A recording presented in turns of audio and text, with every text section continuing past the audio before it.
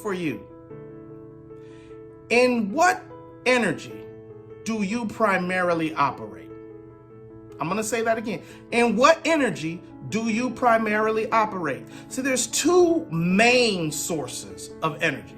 Number one is love, and number two is fear. Most people think the opposite of love is hate.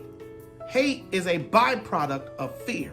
The opposite energy of love is fear. It's not hate. And so the question is, do you operate in love or do you operate in fear? There's some recent events in my life that caused me to have to examine whether or not I'm operating in the spirit of love or if I'm operating in the spirit of fear. And I struggled to say that I realized I was operating primarily in the spirit of fear. See, when you operate in fear, fear changes the way you see everything. And if you're wondering, well, how do I know if I'm operating in fear? The question is, am I operating in protection mode? Am I operating with the paradigm of lack? In other words, am I holding everything that I have close, or am I in the spirit where I am in the giving position? Fear holds everything close because it feels the false evidence tells you there isn't enough, there won't be any more.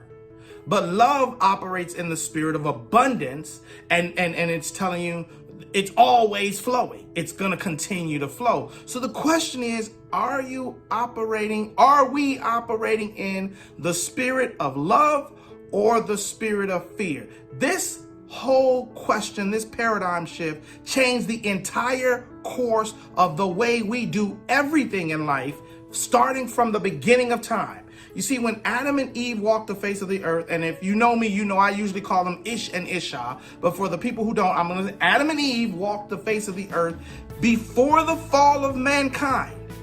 They operated in the spirit of love. It was the whole garden, the whole earth was theirs. They were free to eat of anything. But then the one thing they were told not to do is what they did. And see, what God said was, if you eat of this tree, you will surely die.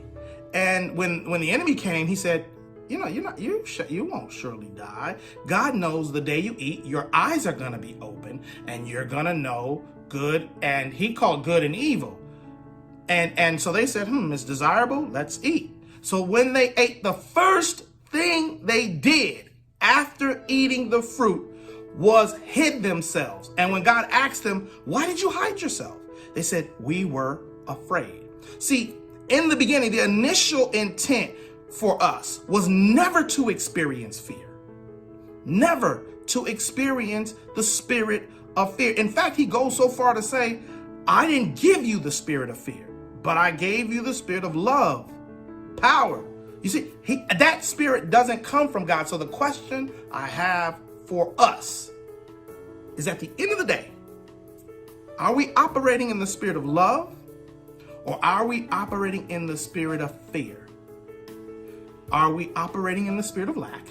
Do we think, act, or operate as though there is not enough?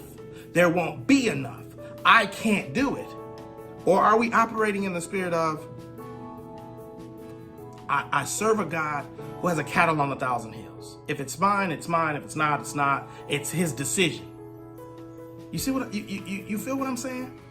I challenge us today to examine our interactions with the people closest to us and ask, do I interact with them primarily in fear, or do I interact with them primarily in the spirit of love?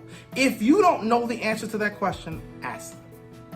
Because if you're in 2021, if we're looking to live the abundant life, and God said, beloved, I wish above all things that you may prosper and be in good health, even as your soul prospers. Our soul has to start operating. Our spirit has to start operating in the spirit of love and not fear.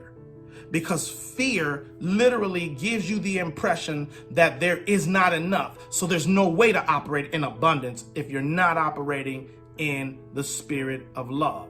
And what he says is perfect love casts out all fear. There is no fear in love. So it's either or. We're either operating in the spirit of love or the spirit of fear. That's my question for today. I'm James Borshade, Circle Urban Ministries. God bless. I want you to remember that God's created everything you see. He breathed it into existence. You remember when his people were caught up in slavery? He rescued them. What he did was he parted the sea and he made a way for them, and then he delivered their enemies to them, and he unlocks wombs, and he provides water from a rock, and he provides manna from heaven, and he brought down the walls of Jericho. He froze the sun, allowing victory. He's toppled giants with tiny stones. He's brought fire from heaven. He's shut the mouths of lions. He preserved life in the belly of a well. He's fed thousands with a few loaves. He gives the weak strength. He heals the sick. He's made the blind see, the deaf hear, the mute speak, the lame walk, and he's overcome evil, and he's made a way through death for you and me by the death and the resurrection of his son, Jesus Christ, that we will live with him forever. We will dwell in the house of the Lord forever and ever and ever and ever. What are we afraid of? His resume is flawless. He controls everything. And he loves you.